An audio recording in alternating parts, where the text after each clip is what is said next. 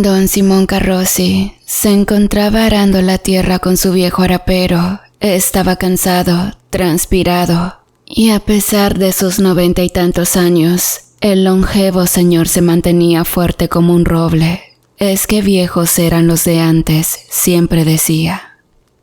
Simón llegó a nuestro país hace más de 80 años. Arribó en barco desde Bérgamo, Italia, en pleno auge de la Segunda Guerra Mundial. En un principio su familia intentó asentarse en Buenos Aires, pero el complicado costo de la subsistencia capitalina los obligó a emigrar hacia el interior, a la provincia de Entre Ríos exactamente. Los Carrozzi se establecieron en un pequeño asentamiento cercano a una enorme laguna, que años más tarde sería conocido como Paraje La Tacuara. A unos 17 kilómetros de allí se emplazaba la ciudad de Victoria, localidad cabecera de la región. Ahí, en ese preciso lugar, un Simón adolescente conoció a Clarita, el gran amor de su vida. Al poco tiempo se casaron en un antiguo monasterio benedictino, para después iniciar su nueva vida familiar en un humilde rancho a la vera de la laguna. Parecía que nada podía opacar la felicidad del matrimonio. Años hermosos dibujaron sonrisas en sus vidas. No era para menos, la familia se había agrandado y con creces. Concibieron 4 hijos varones, Nicolás, Pedro, Joel y Ernesto, a quienes criaron con amor, educación y siempre la saludable cultura del trabajo. Simón, quien tenía unos ahorros guardados de años, compró una vaca de la cual extrajo su leche para venderla en el pueblo, mientras que Clarita sembraba verduras para su propia subsistencia. De esta manera, con los años el negocio familiar creció y a la par la economía de los Carrozzi.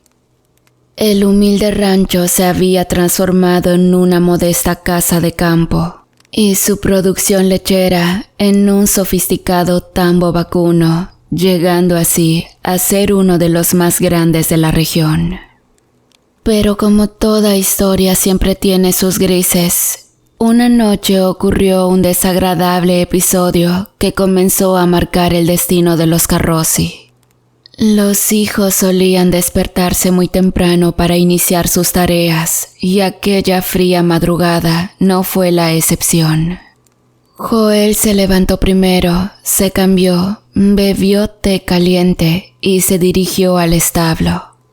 Menuda sorpresa se llevó al encontrarse con la mayoría de sus reses muertas. Parecía una carnicería y no era para menos, pues la sangre derramada le hizo creer que un jaguarete o un zorro gris era el culpable de atroz masacre.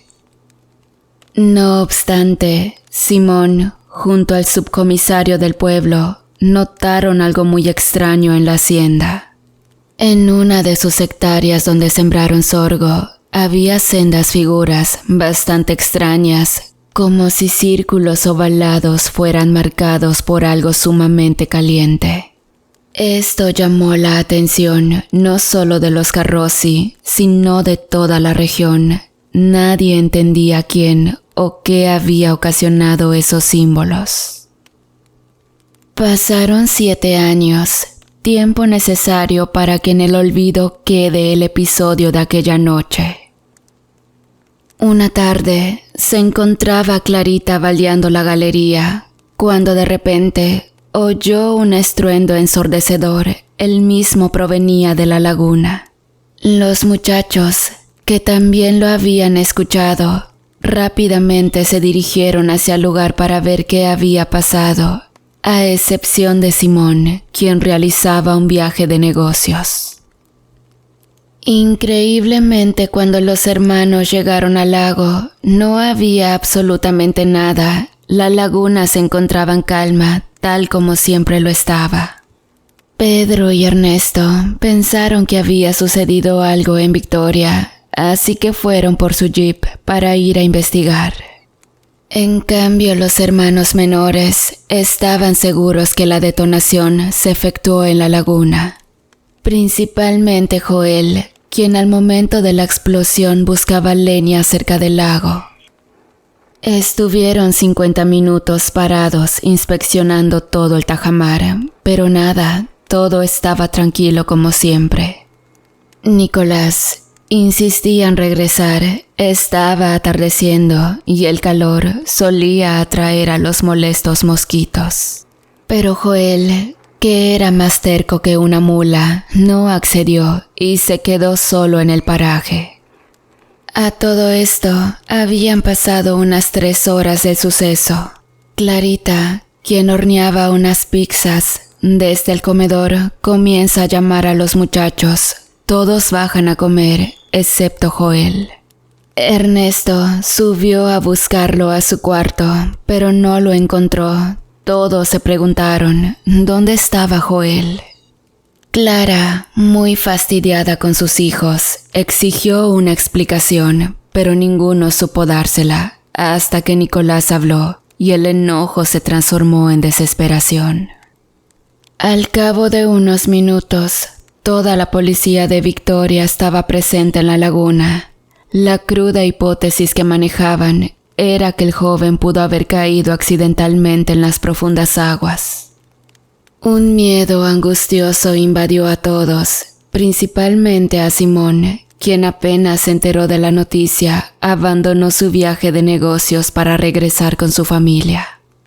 Toda la noche, la policía rastrilló los campos, desde zonas rurales hasta el delta diamantino, pero ni un solo rastro del muchacho.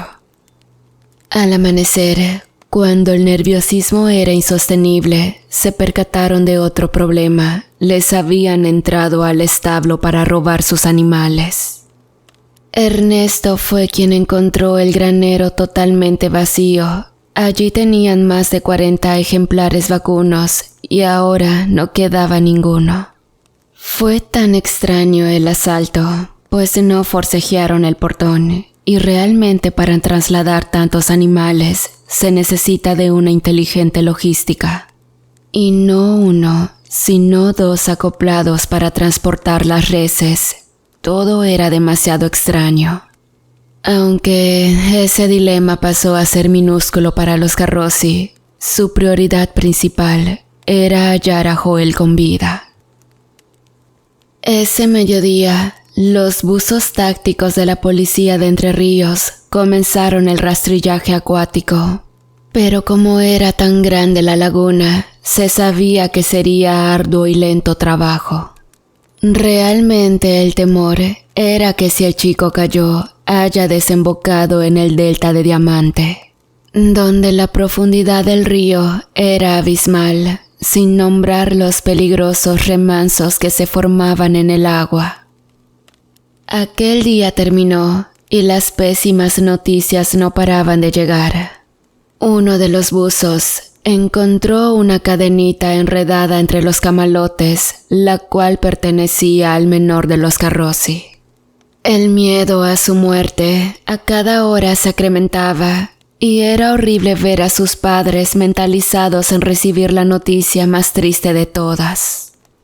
Esa noche comenzó a llover. Parecía que un pueblo entero lloraba a Joel. Nadie pegaba un ojo en la familia. Nicolás, quien parecía ser el más afectado, seguía maldiciendo por no haberse quedado con su hermano. Ernesto y Pedro trataban de apaciguar su dolor, bebiendo un añejo whisky. Todo era tristeza en la familia. De pronto, mientras el mayor de los Garrosi se dirigía al baño, escuchó un constante sonido. Era raro, como si se tratase de alguna maquinaria silbante, pero le restó importancia. El que no lo hizo fue Pedro, quien se asomó por el ventanal y observó a un extraño sujeto ingresar al establo. Rápidamente buscó su rifle para espantar al vándalo que robaba sus vacas. Una vez que llegó a la puerta, ingresó minuciosamente, sin hacer demasiado ruido. Estaba oscuro, Solo retumbaban las gotas de lluvia que se precipitaban sin cesar sobre el tejado. Luego, entre tanta penumbra, alcanzó a distinguir una silueta que se movía dentro de la misma oscuridad. Sin titubear disparó con su poderoso rifle y acertó, pues escuchó un lamento de muerte. Se desesperó en encender la farola y cuando lo logra, el espanto lo vuelve a atormentar. Pedro acababa de asesinar a su hermano Nicolás, quien fumaba cigarros en el galpón. Entre tanta locura y confusión, sumado a los desgarradores gritos de Pedro, algo lo atacaba mordiendo su pierna, haciendo que caiga de forma brusca sobre los corrales. Intentó reponerse, pero notó que le faltaba un trozo profundo de carne, a tal punto que su fémur había quedado al descubierto. Desesperado quiso pararse, pero el dolor era tan fuerte que no podía hacer pie, aunque luego aquel sufrimiento se apagaría para siempre, ya que un voraz animal atacó y lo volvió a morder, pero esta vez destrozando por completo su cabeza. Era impensado, pero ambos hermanos yacían muertos en el establo que con tanto sacrificio y amor su padre había construido. La escena que vivió Simón al abrir el tambo fue aterradora. Imagínense su esposa, quien después de aquella noche jamás volvió a ser la misma de siempre. La vida de los Carrozzi había dado un giro de 180 grados. Tan felices que supieron ser y ahora se encontraban enterrando a 2 de sus hijos en el cementerio, sumado a que otro de sus chicos había desaparecido. Pasó un año y algo aún peor sucedería en la vida de Simón, la muerte de su amada Clarita. La mujer no soportó más tanto dolor y decidió quitarse la vida en el viejo establo. Pobre mujer, tan sufrida, siempre mencionaba que sus hijos debían llorarla en su tumba, no así ella a ellos. Era todo tan injusto y triste. El tiempo continuó con su curso y llegó el aniversario número 30 del fallecimiento de Clarita. Don Simón estaba en su último tirón de la vida. Era un hombre tan fuerte que a pesar de haber perdido a toda su familia, él seguía entero. Los años fueron desagradecidos con el viejo tambero. Luego de perder a su esposa se volvió alcohólico. Pero así y todo, jamás dejó de trabajar, a pesar de que su gran empresa quebró, su casa, campos y toda su maquinaria fueron embargadas, él seguía de pie. Además, otra tristeza enorme sufrida fue la muerte de Ernesto, a quien le diagnosticaron cáncer de hígado hace una década atrás. A pesar de todas esas tragedias, el hombre no bajó nunca los brazos. Ahora, a su avanzada edad, trabajaba arando tierras en un campo de Esrobel. No tenía hogar, vivía en una vieja carpa, a un costado de la laguna del pescado, ese maldito lugar en donde inició la decadencia de su vida. Allí pasaba fríos, calores, hambre y muchas noches lloraba preguntándose por qué él. Una víspera de Nochebuena, el viejo estaba recostado sobre un pastizal intentando contar las estrellas, algo que de pequeño hacía con su padre en Italia. De repente, es sorprendido por una explosión de luz que ilumina toda la laguna. Aturdido, observó cómo cientos de peces comenzaban a flotar en la superficie. Parecían estar muriendo de calor. El agua del tajamar empezó a burbujear. Algo estaba elevando a gran escala la temperatura del lago. Simón, bastante asustado, intentó alejarse de la ribera y desde lo lejos alcanzó a ver a un enorme óvalo repleto de luces emerger de la laguna. Totalmente aterrado, corrió como jamás lo había hecho antes mientras notaba que esa luz incandescente cada vez se agigantaba más tras sus pasos. Pronto sintió un helado frío recorrer todo su cuerpo y a los pocos segundos el anciano se desvaneció. A las horas, el hombre despertó recostado sobre una camilla. Parecía una sala de operaciones. Allí notó que estaba siendo observado por extraños seres, todos de baja estatura. Tenía mucha similitud a los duendes, aunque no se trataba de ellos. Estas criaturas portaban una enorme mandíbula y dentro de ellas decenas de dientes diminutos se veían muy afilados. Su piel de tonalidad oscura resaltaba sus enormes y blancos ojos. Era obvio que esos seres no eran de este planeta. El anciano observó a su alrededor muchos habitáculos, donde en su interior podían apreciarse repugnantes mutaciones entre alienígenas, humanos y animales. Todo era una completa aberración. Uno de los extraterrestres se acercó. Este era diferente a los demás. Parecía ser su líder. Traía consigo un casco transparente que cubría toda su cabeza. Este ser ejecutó una serie de botones y comenzó a hablar en un castellano perfecto. Al parecer ese casco era un aparato traductor de idiomas. La criatura le mencionó que ellos provenían de otra galaxia, que hace años visitaba nuestro planeta a través de un portal. Habían descubierto un pasaje, un agujero negro, con el cual acortaban distancias. El mismo estaba situado debajo de la laguna del pescado. Simón estaba tan atareado y confuso que no comprendía nada. Luego, el ente le revela algo aterrador, una información sobre su hijo. Aquella tarde en la laguna, el joven había sido abducido por ellos. Fue el primer ser humano con el que experimentaban.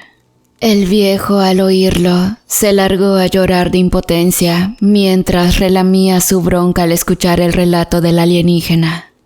Luego, el ser siniestramente le mencionó que dejaría de llorar, pues sus últimos años de vida los pasaría junto a su hijo y en la tierra. Justo en ese momento, el extraterrestre le colocó una máscara de gas y Simón se volvió a dormir. El anciano abrió sus ojos, se despertó y notó que estaba recostado a la vera de la laguna. Amanecía, se sentía agotado, muy débil y asustado.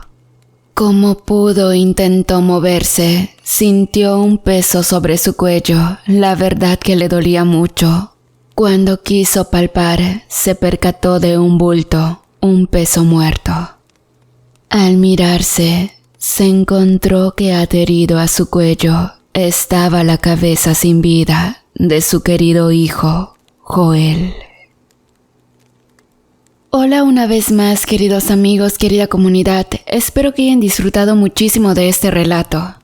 Y aprovechando la sección de saludos, por esta ocasión quiero mandar un saludo muy especial para los miembros de la comunidad, Ricardo García 3941, y para Reina Avellaneda 6115, quien nos escucha desde Arizona. Les agradezco muchísimo todo su apoyo, espero que se encuentren bien. Saludos, los quiero mucho, y bonito fin de semana, querida comunidad.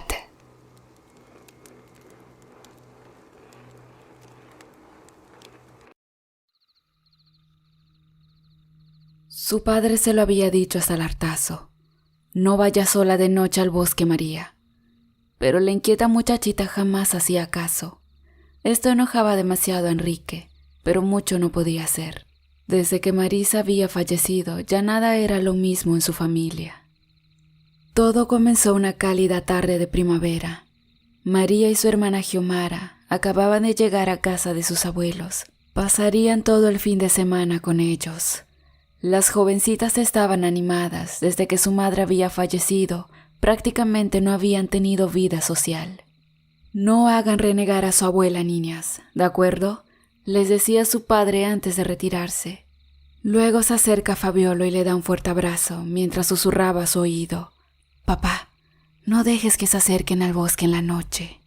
El anciano, con cierta mueca de malestar, se apartó de su hijo y a viva voz exclamó: «¿Otra vez con esa idiotez? ¿Toda tu vida seguirás creyendo tus propias mentiras? Ya no eres aquel niño, madura de una buena vez, Enrique. Te escucho y sigo viendo al mismo viejo gruñón que poco le importó su hijo. Me duele el solo hecho de pensar que jamás me creíste», le manifestaba mientras sus ojos se llenaban de lágrimas. «Estás demente. Dediqué mi vida a ti, a Pablito». «Cállate, no te atrevas a nombrarlo», interrumpe Enrique.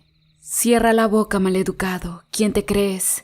Pablo era mi todo y por tu inoperancia él ya no está entre nosotros. Ahora vete de aquí. Me repugna verte, Enrique», sentenció su padre. «Yo no tuve la culpa, papá. El bosque lo arrastró. ¿Por qué no me crees?», clamó con desesperación. «Que te vayas. Siempre estuviste celoso de Pablito, jamás lo quisiste. Sé que él arruinó tu vida, como tú lo hiciste con la nuestra. Tal vez algún día averigüe qué fue lo que hiciste 27 años atrás. Ahora desaparece ya». Enrique, anímicamente destruido, subió a su vehículo y regresó a la ciudad, mientras que desde un ventanal las hermanas observaban la angustiante situación. Luego de la cena, la cual fue breve y casi sin palabras, la abuela y las niñas se instalaron en la sala a mirar televisión, mientras que Fabiolo volvía a su habitación a descansar. «¿No tienen sueño, mis chiquitas?», preguntó con dulzura la anciana. «Más o menos, abuela. En realidad tenemos una intriga que nos quita el sueño», respondió Xiomara. «¿Cuál es su dilema, señoritas?», asombrada preguntó la mujer. «¿Quién es Pablito?». «Bueno, niñas, les contaré la historia. Creo que están grandes y pienso que podrán entenderlo. Enrique, cuando era niño, solía mencionar que al pasear por el bosque, jugaba con su amigo Pablito. Nosotros deducimos que al hablarnos sobre un amigo imaginario, era señal de que deseaba un hermanito. Después de varios intentos logramos quedarnos embarazados. A los meses el bebé nació y en honor a Enrique lo terminamos llamando Pablito, como su amigo imaginario. Los chicos crecieron felices. Tenían las tontas peleas de hermanos, pero nada fuera de lo normal. Una tarde estaba por tostar unos panes, cuando escuché a Enrique discutir en el ático.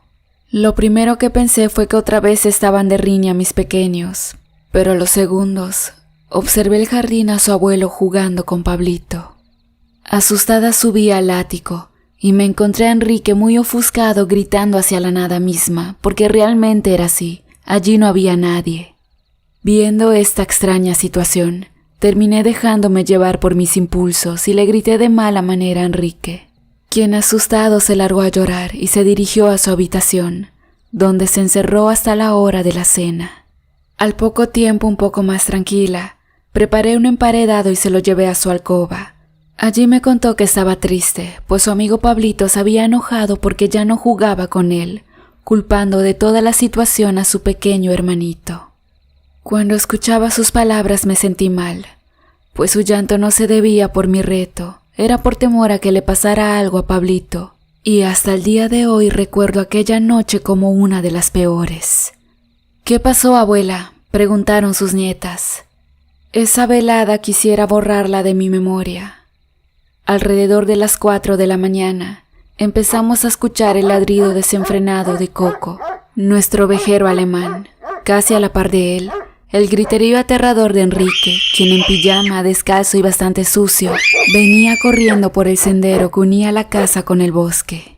Estaba muy desalineado, no podía parar de llorar, ni siquiera lograba hablar de tanto rechinar sus dientes, hasta que al fin pudo formar una oración, la cual hasta el día de hoy retumba en mi mente.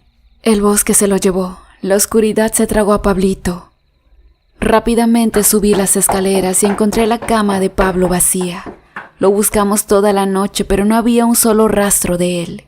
Realmente parecía que el maldito bosque nos había arrebatado a nuestro niño.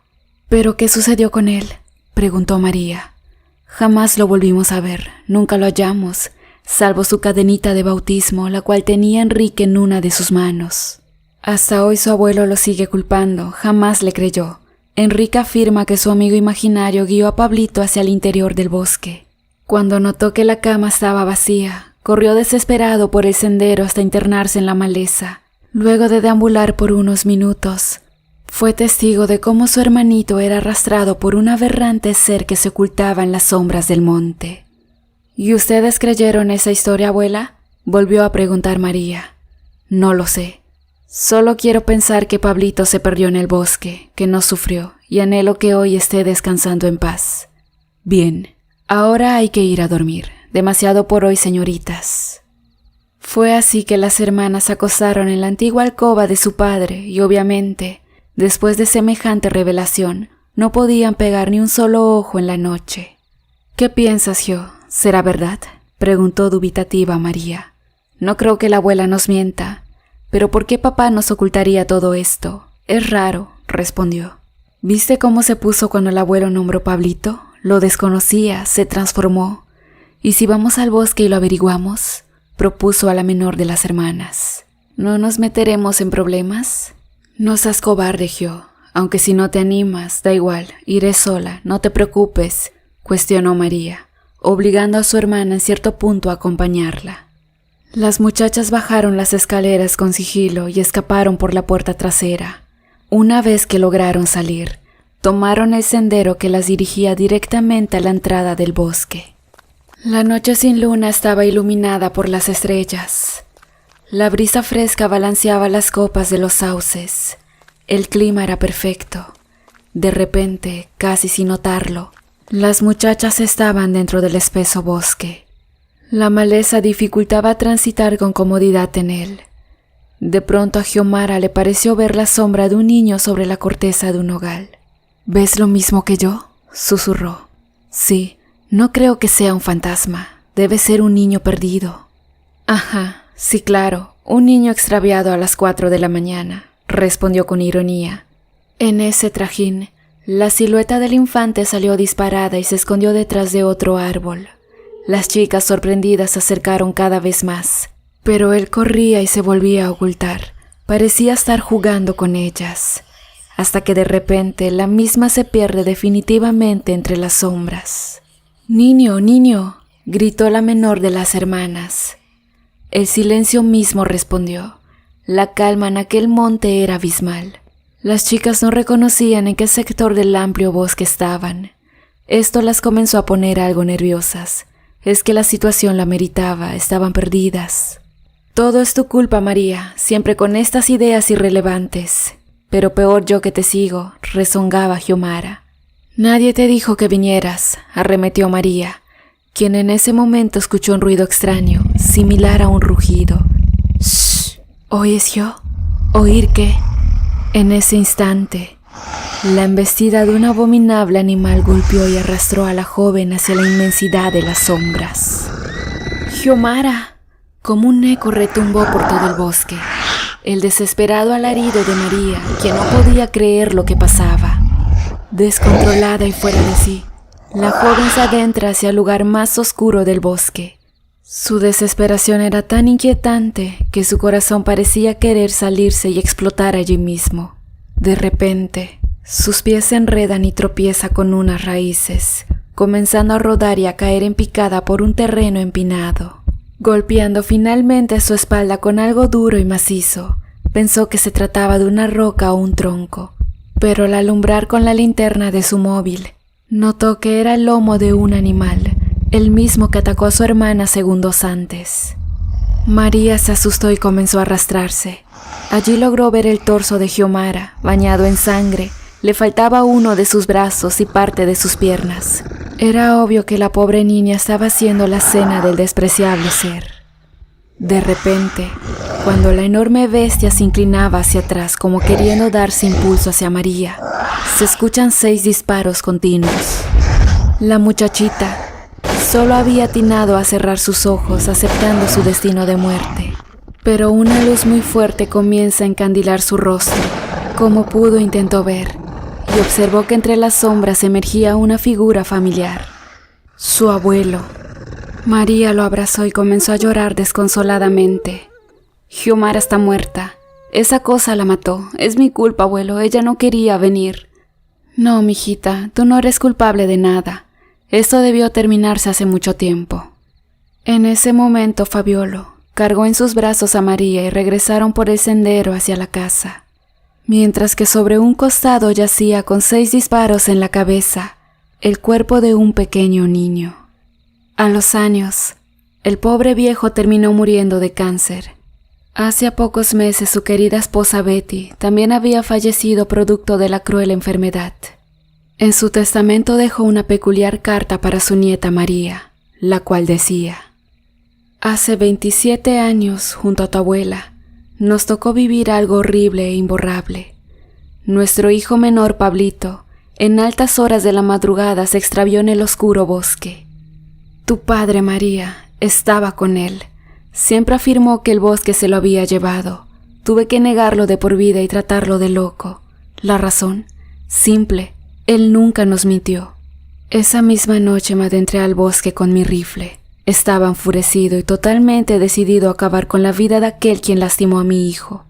Estuve horas deambulando hasta que en el corazón del bosque, donde reinaba la oscuridad, divisé a un niño pequeño.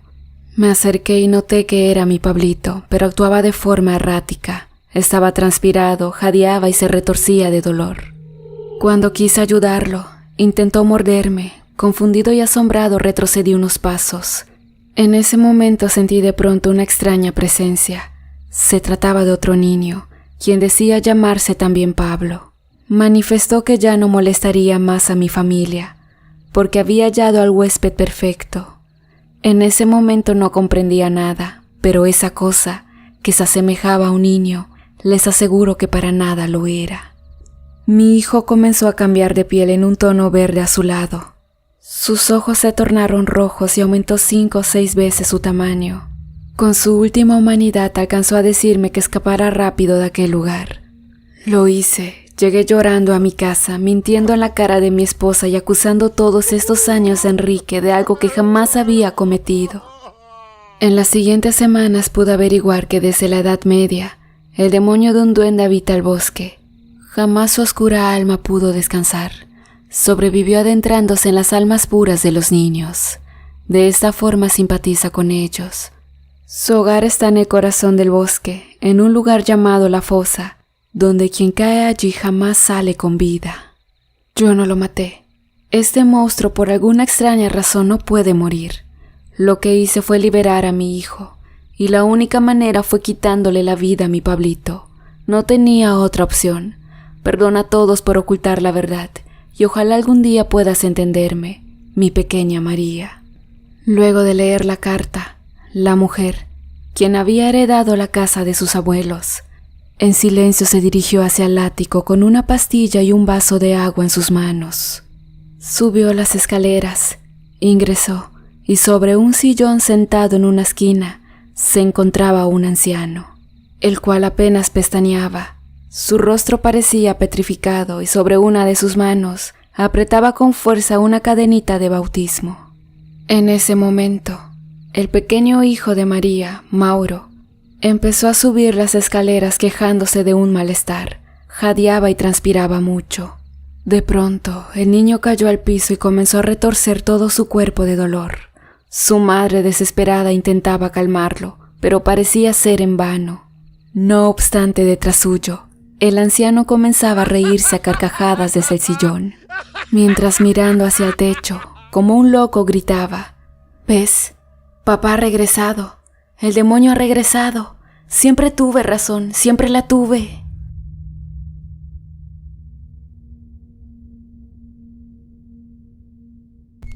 Hacía pocos días que nos habíamos mudado al nuevo vecindario, y quien alguna vez pasó por ello sabe el trajín que conlleva toda la situación.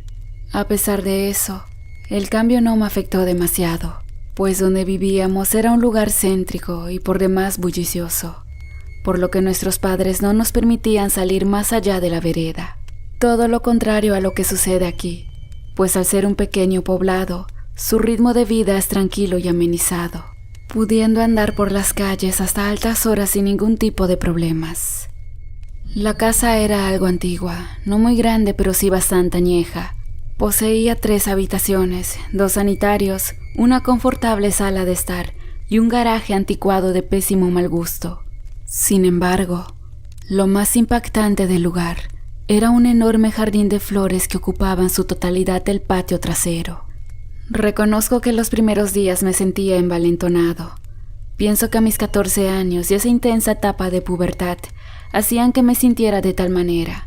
Además sabía que iría a un nuevo colegio, lo que significaría estar con otras personas, hacer amigos y sobre todo conocer chicas, aunque de igual manera, las cosas no resultaron tal cual lo había pensado.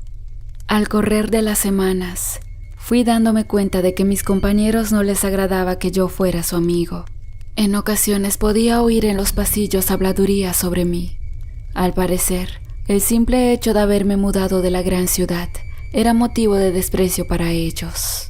Entonces volví a mi recurrente e infalible rutina de quedarme solo en la casa. Allí pasaba horas jugando ajedrez con mi hermano Nicolás, con quien sinceramente jamás me aburría, pero en ocasiones, esos años que nos llevábamos de diferencias hacían notar. Pero no me quejaba, siempre fuimos unidos. Además, él también sufría bullying en su colegio. Realmente la inclusión no parecía ser el fuerte de este pueblo.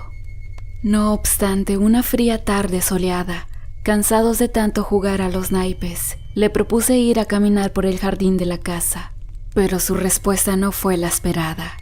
Nicolás tenía terror de ir hacia el fondo. Le pregunté de 1000 formas qué era aquello que tanto temor le causaba, pero él no respondía nada. Solo afirmaba con su cabeza que no quería ir al jardín.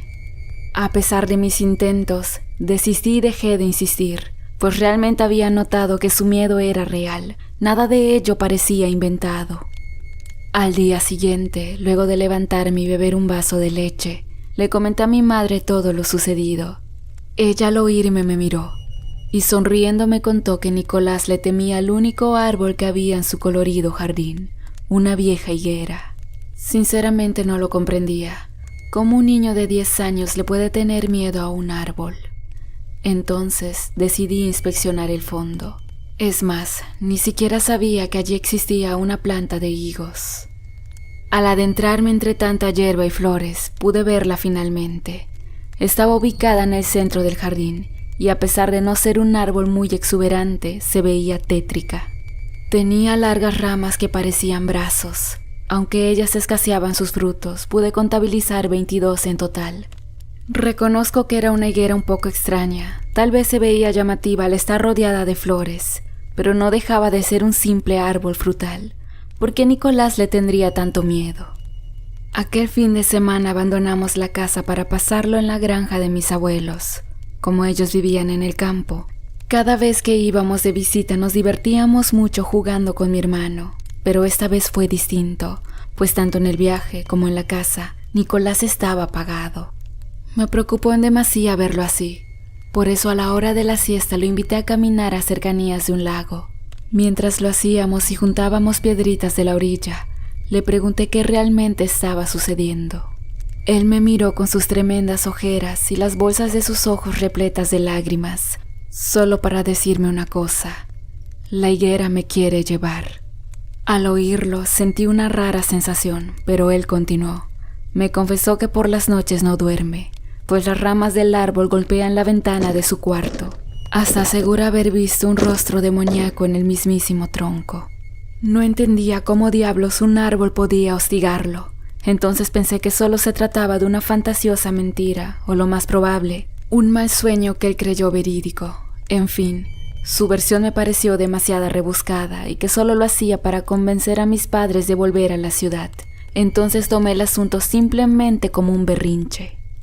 El fin de semana culminó y todos regresamos agotados a la casa. Aquella noche antes de irnos a la cama, Nicolás estaba tan nervioso que hizo un escándalo enorme por no querer quedarse a solas en su habitación. Mi padre se enfadó tanto que ni siquiera permitió que durmiera en mi cuarto. Lo obligó a hacerlo en el suyo.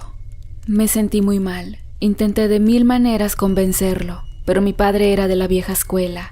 Para él no existían grises, y en este caso claramente era negro. Aquella velada me costó dormir. No dejaba de pensar un solo segundo en mi hermanito. y por más que lo intentara, no entendía su temor a una simple higuera. A la mañana siguiente, los gritos de mi madre me despabilaron por completo. Salí corriendo de mi cuarto para ver qué estaba sucediendo, y allí la encontré arrodillada en la habitación de Nicolás. No dejaba de llorar, mientras con fuerza abrazaba la pijama de mi hermano. ¿Qué había sucedido? Entre lágrimas intentaba explicarme que Nicolás había ido, que de alguna extraña manera lo habían secuestrado en la madrugada. Al parecer, unos maleantes irrumpieron en su cuarto y se lo llevaron haciendo estallar los cristales de su ventana. Escuchar eso me pareció una locura. Como no pude oír nada estando en el cuarto de al lado, me sentí terrible. Aquel día fue una pesadilla para mí. La policía se hizo presente y determinó que mi hermano fue raptado por el jardín del fondo. Si bien no tenían huellas que lo comprobaran, sí podían verse deformaciones en el césped y muchas plantas destrozadas como evidencia. La versión me resultó muy confusa, pues analizando con detenimiento las cosas, ¿quién querría secuestrar a Nicolás? ¿Con qué motivos? A mi padre no le sobraba el dinero. Además, el secuestrador jamás se comunicó por un supuesto pago. Todo era turbio y extraño. Lamentablemente los días pasaban y mi hermano seguía sin aparecer. Encima la policía tampoco nos daba certezas. No tenían pistas ni indicio alguno de los maleantes. Al punto que el oficial a cargo de la investigación comenzó a dudar de nuestra versión, principalmente el de mi padre, quien continuamente les reclamaba no encontrar ni una señal con vida de Nicolás. La realidad es que aquellos días se convirtieron en meses, y no fue hasta una fría noche de invierno, mientras dormía en mi cama, que algo extraño me pareció ver en mi habitación. En ese momento no sabría explicar si soñaba o estaba medio dormido, pero pude abrir los ojos y ver con claridad las sombras de unas largas extremidades sobre la pared. Cuando observé hacia la ventana distinguí un bulto que se escabullía de ahí. Entonces me levanté y asomándome por el cristal, alcancé a ver algo que no tenía lógica ni sentido, la higuera ubicada en un borde del jardín. Bajé rápido las escaleras, desperté a gritos a mis padres, quienes en ese momento no entendían qué pasaba y los dirigí hacia el fondo. Pero al llegar allí no había nada, pues esa maldita higuera se encontraba otra vez en el centro del rosedal. No lo podía creer, estaba seguro de lo que había visto. Desde entonces mis dudas empezaron a atormentarme. ¿Y si Nicolás tenía razón? No obstante, a la mañana siguiente me levanté temprano. El cielo estaba nuboso y amenazante de chaparrones, pero no me importó. De igual manera busqué un hacha y caminé hacia el jardín. Me quedé en silencio por varios minutos observando el árbol. Lo miraba con recelo, detenidamente y sin pausa. Lo extraño fue notar que ya no tenía 22 ramas. Podía verse una más pequeña naciendo de su corteza. Sinceramente estaba convencido de que algo perverso en él se escondía. Finalmente levé el hacha y se lo incrusté en medio de su tronco. Lo que sucedió después no sé cómo explicarlo. Un chillido aterrador comenzó a escucharse de sus raíces, mientras una sangre púrpura brotaba de su cáscara.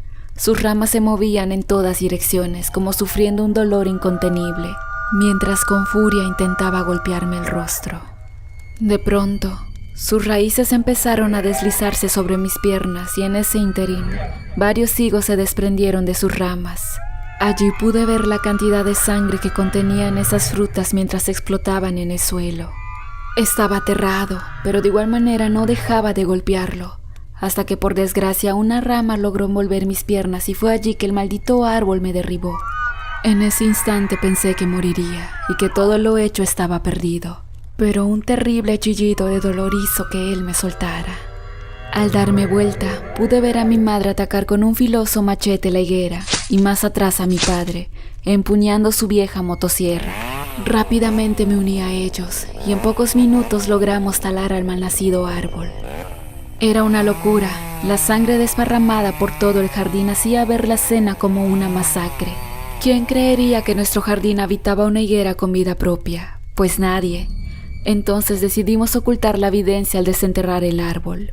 Pero cuando comenzamos a cavar sus raíces, nos topamos con algo monstruoso. Decenas de calaveras conectadas a la higuera. Todas parecían ser de niños. Logramos extraer 22 esqueletos de aquella cavidad. pero lo más triste fue cuando mi madre distinguió otra raíz que iba aún más abajo. Al cavar y descubrir que había allí, el dolor nos golpeó con crudeza, ya que en ese lugar yacía el cadáver de mi hermanito. Al parecer, este árbol infernal se alimentaba de la sangre de los inocentes. Cada resto exhumado que logramos desenterrar no eran más que niños de diversas épocas, y todos ellos tenían algo en común. Habían habitado la casa. Estas criaturas desaparecieron de la misma forma que Nicolás, sin dejar un solo rastro ni huellas, nada. Desde entonces me dedico a viajar por todos los rincones de mi extenso país, y cada vez que encuentro una higuera escondida en algún jardín, me aseguro de que no sea sangre lo que contenga su fruta.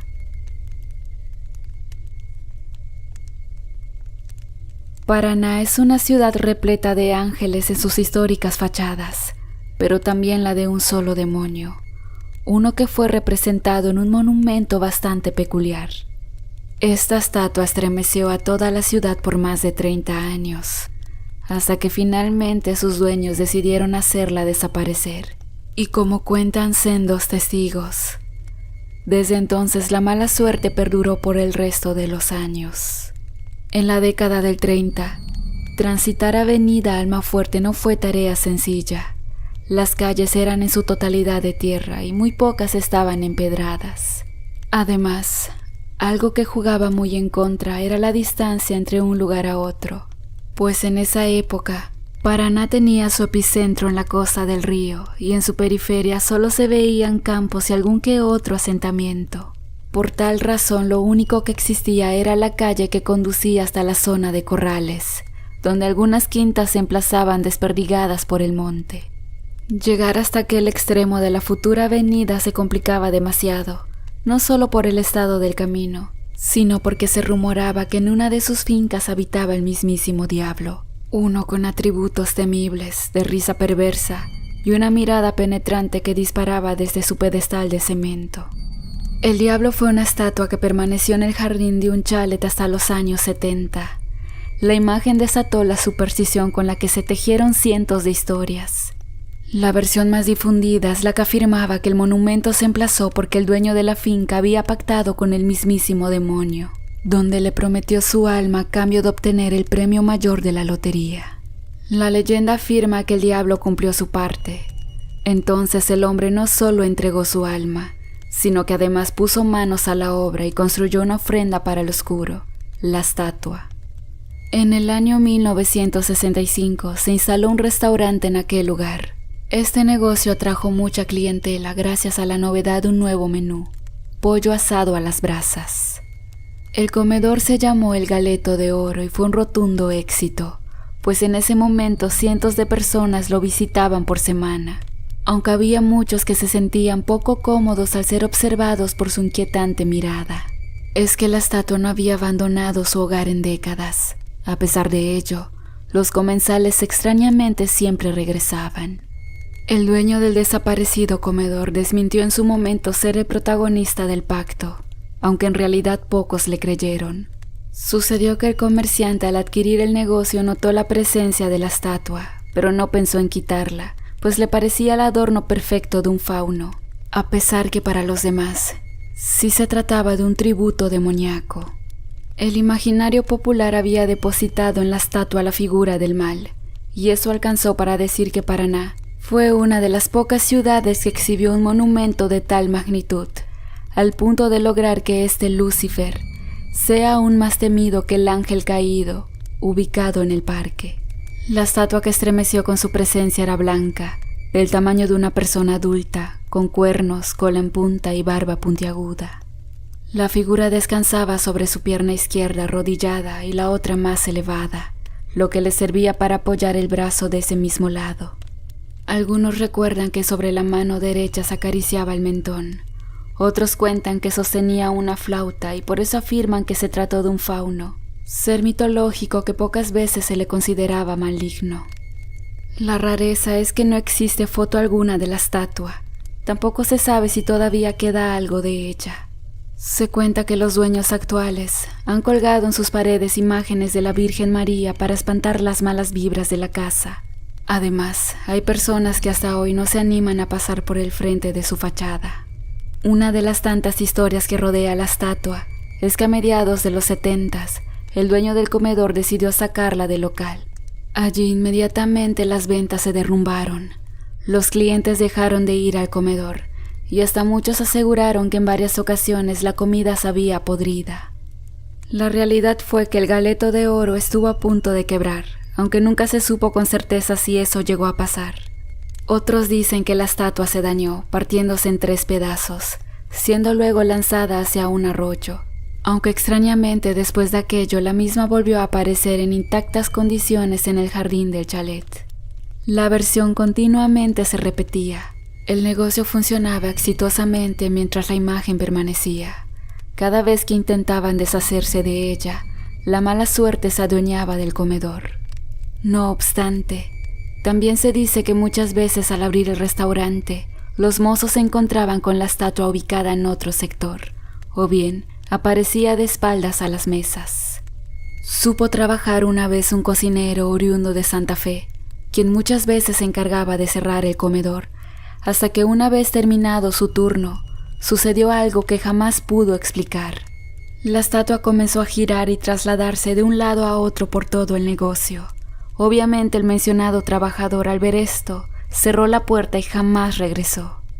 Hoy en día existe una vasija llena de agua bendita en su entrada. Muchos la utilizan para persignarse cada vez que ingresan al lugar, pues aún recuerdan y temen la mala energía de la estatua. A pesar de ello, sus nuevos habitantes no denunciaron nada extraño, salvo un altillo, en donde una misteriosa flor comenzó a crecer. La misma era negra y rara vez se marchitaba, pero lo que realmente llamó la atención es que aquella hierba nació, ni bien la estatua del diablo desapareció.